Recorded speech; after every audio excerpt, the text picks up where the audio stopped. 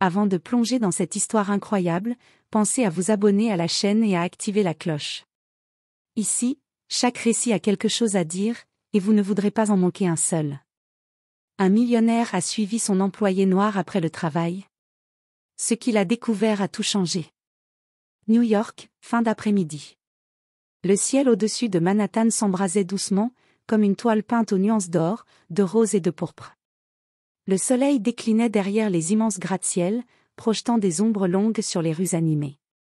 Au 43e étage de la tour de verre et d'acier qui abritait Bradford Enterprises, l'atmosphère était silencieuse, presque solennelle. Les lumières fluorescentes des bureaux s'allumaient une à une, tandis que la majorité des employés avaient déjà quitté les lieux, pressés de retrouver leur vie au dehors.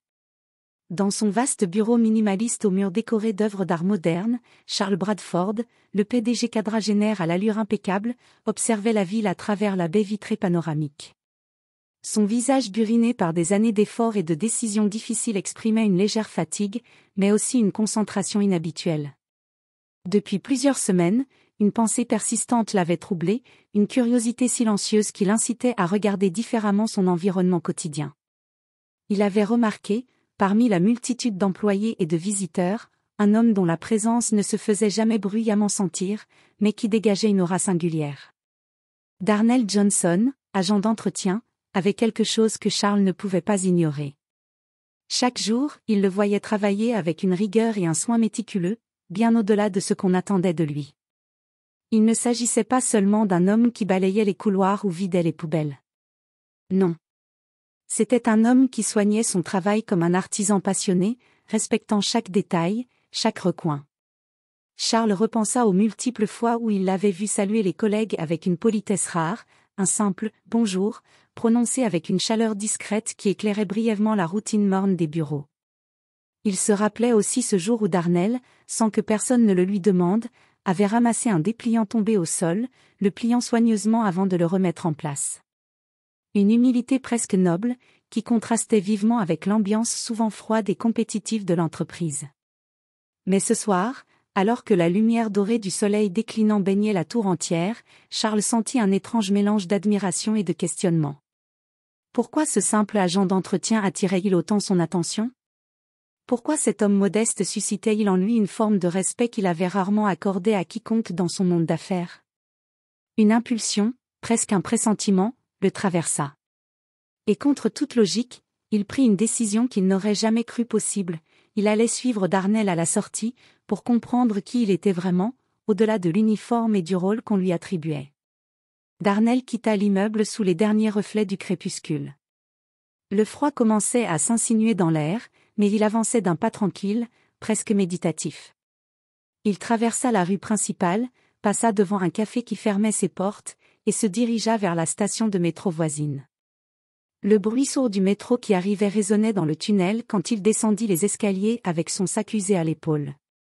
De son côté, Charles Bradford démarra sa voiture élégante, consciente du contraste entre ce véhicule de luxe et l'atmosphère du quartier qu'il allait traverser. Il garda une distance raisonnable, veillant à ne pas attirer l'attention. Le trajet les éloigna rapidement du cœur brillant de Manhattan, vers des rues où les immeubles étaient plus bas, les façades marquées par le temps, les vitrines plus modestes. La lumière des lampadaires, parfois vacillante, dessinait des ombres incertaines sur le trottoir. Darnell descendit à la station de Brooklyn, puis marcha plusieurs minutes. Le silence de la nuit naissante était ponctué par le souffle régulier de ses pas sur le bitume. Les lampadaires, certains défaillants, jetaient une lumière tamisée et vacillante. Des graffitis, témoins de tant d'histoires, recouvraient les murs. Il s'arrêta devant un vieux bâtiment aux murs écaillés, dont la peinture s'écaillait comme des souvenirs oubliés. Une porte en bois usé, ornée d'une simple pancarte annonçant « Centre communautaire Jefferson », s'ouvrit sous sa main. Charles garait sa voiture à distance, le cœur battant. Il se glissa dans l'ombre, entrant discrètement à l'intérieur, guidé par des voix basses et des rires étouffés. La salle qu'il découvrit était simple, presque austère. Le chauffage fonctionnait faiblement, laissant un léger frisson dans l'air. Mais l'énergie qui s'en dégageait était palpable. Autour d'un cercle, une quinzaine d'enfants de tous âges, de diverses origines, écoutaient attentivement. Certains tenaient des cahiers, d'autres des crayons, tous captivés. Darnell, debout devant eux, traçait avec soin des figures géométriques sur un vieux tableau blanc marqué par le temps. Sa voix était douce, posée, pleine de patience. Il expliquait non seulement les notions mathématiques élémentaires, mais aussi les leçons invisibles de la vie, l'importance de la persévérance, le respect de soi et des autres, la force de l'espoir. Un petit garçon, le regard mêlé d'hésitation et d'espoir, leva timidement la main. « Monsieur Johnson, est-ce que les enfants comme nous peuvent vraiment aller à l'université ?» Darnell s'agenouilla pour être à la hauteur de Jaden, ses yeux remplis de bienveillance. « Oui, Jaden. Mais ça demande du travail. Beaucoup de travail. Il faut croire en toi, même quand personne d'autre ne le fait. Tu es capable de tout. Ne laisse jamais personne te dire le contraire. » Charles sentit une boule serrer sa gorge. L'homme qu'il avait toujours considéré comme un simple agent d'entretien était en réalité un phare d'espoir, un éducateur passionné qui, chaque soir, donnait tout pour offrir un avenir meilleur à ses enfants, souvent oubliés du reste de la société. Ce moment le bouleversa profondément. Ce qu'il avait sous-estimé toute sa vie venait de s'ouvrir à lui, brillant d'une lumière sincère et humble. Le lendemain matin, dans le vaste hall vitré de Bradford Enterprises, l'atmosphère était différente. L'agitation habituelle des employés se mêlait à une tension invisible, presque palpable. Charles Bradford, debout près de l'entrée, patientait, un léger sourire mêlé à une nervosité contenue sur le visage. Il savait que ce moment pouvait tout changer, pour lui, pour Darnell, et peut-être pour beaucoup d'autres. Lorsque Darnell Johnson franchit les portes automatiques, son regard croisa celui de Charles. Surpris, il ralentit le pas. L'homme en costume impeccable, habituellement distant et inaccessible, venait vers lui d'un pas assuré mais bienveillant. « Monsieur Johnson, puis-je vous parler quelques instants ?» demanda Charles, la voix posée mais ferme. Darnell, méfiant et un peu déconcerté, hésita un instant. Il n'était pas habitué à attirer l'attention du PDG, encore moins à être convoqué pour une conversation privée.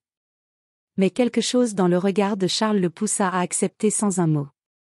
Ils montèrent ensemble dans l'ascenseur, silencieux, tandis que les étages défilaient lentement.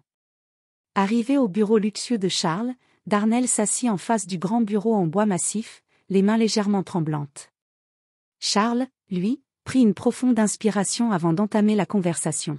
« Hier soir, je vous ai suivi. » La phrase semblait simple, presque brutale, mais la sincérité dans sa voix l'adoucissait. Darnell resta silencieux, le cœur battant. « Ce que j'ai vu m'a profondément touché, » dit Charles. « Vous ne faites pas que nettoyer les sols ou ranger les salles. Vous êtes un éducateur, un mentor, un phare d'espoir pour ces enfants qui n'ont souvent personne pour croire en eux. » Darnell baissa les yeux, ému mais surpris. « J'aimerais vous offrir une opportunité.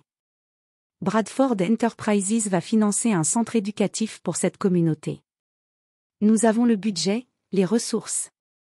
Mais ce dont nous avons le plus besoin, c'est d'un leader, de quelqu'un qui connaisse vraiment ses enfants, leur réalité. Quelqu'un comme vous. » Charles fit glisser une feuille sur le bureau.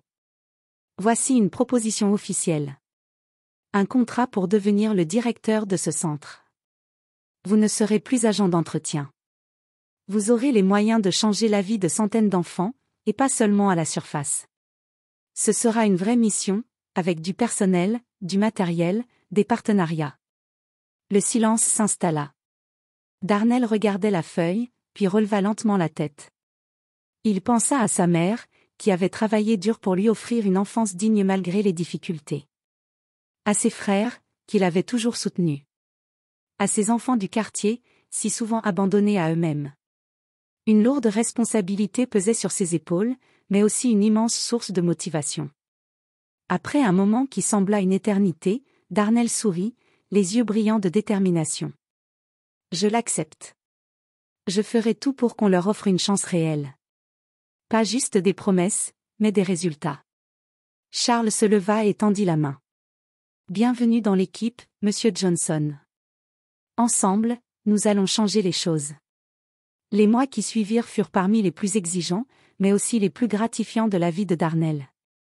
Le projet qu'il portait avec tant de passion prenait forme lentement mais sûrement. Le vieux bâtiment décrépit du quartier, jadis abandonné et laissé à l'abandon, renaissait sous l'effet d'une rénovation ambitieuse. Murs repeints, fenêtres remplacées, salles réaménagées, chaque détail comptait. Charles Bradford avait tenu sa promesse. Grâce au financement généreux de Bradford Enterprises, le centre disposait désormais de tout ce dont il avait toujours rêvé, une bibliothèque fournie en livres, des ordinateurs neufs alignés sur des tables robustes, des tableaux blancs, et des salles adaptées pour accueillir les enfants dans des conditions dignes. Des professeurs bénévoles, passionnés et dévoués, avaient rejoint l'aventure, venant offrir leur temps et leur savoir sans compter. Pour Darnell, ce lieu était bien plus qu'un centre éducatif. C'était un sanctuaire, un refuge, un espace où chaque enfant pouvait se sentir vu, écouté et encouragé. Il passait ses journées à jongler entre 1000 tâches, organiser les emplois du temps, gérer les inscriptions, s'assurer que le matériel fonctionnait, mais aussi enseigner. Oui, il enseignait. De ses mains calleuses et de sa voix douce, il transmettait non seulement les bases des mathématiques, de la lecture ou des sciences, mais surtout des leçons de vie.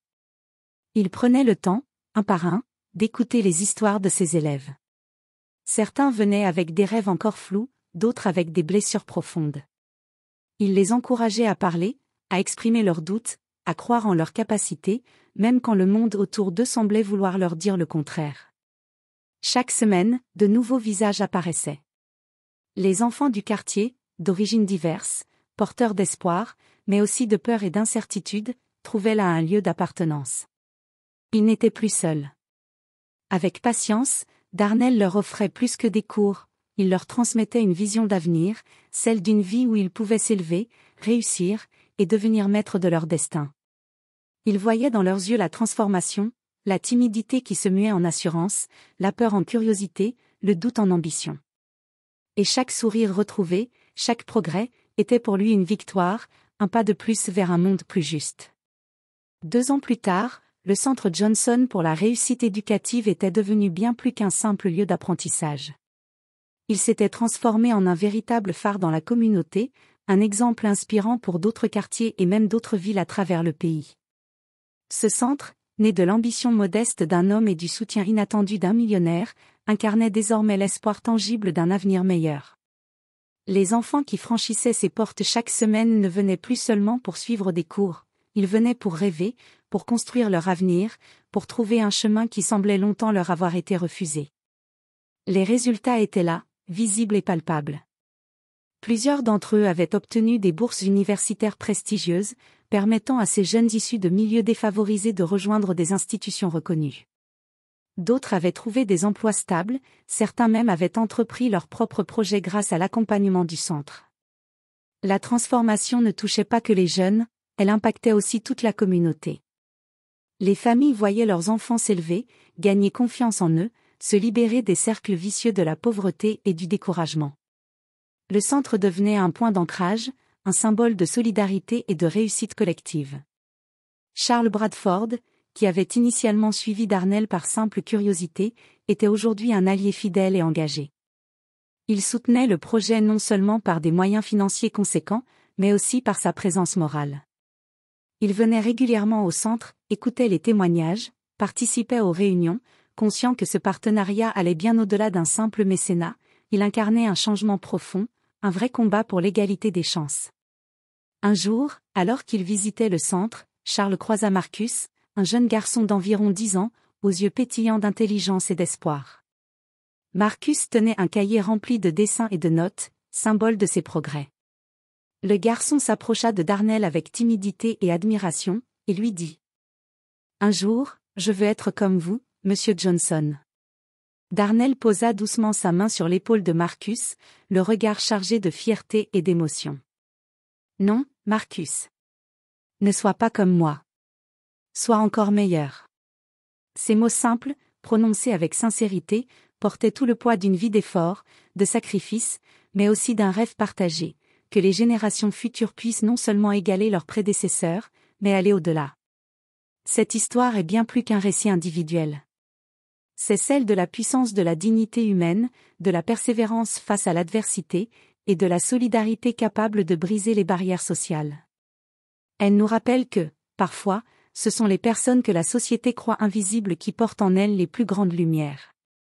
Et que lorsque la reconnaissance, la confiance et les moyens arrivent enfin, tout peut changer, pour un individu, pour une communauté, pour le monde.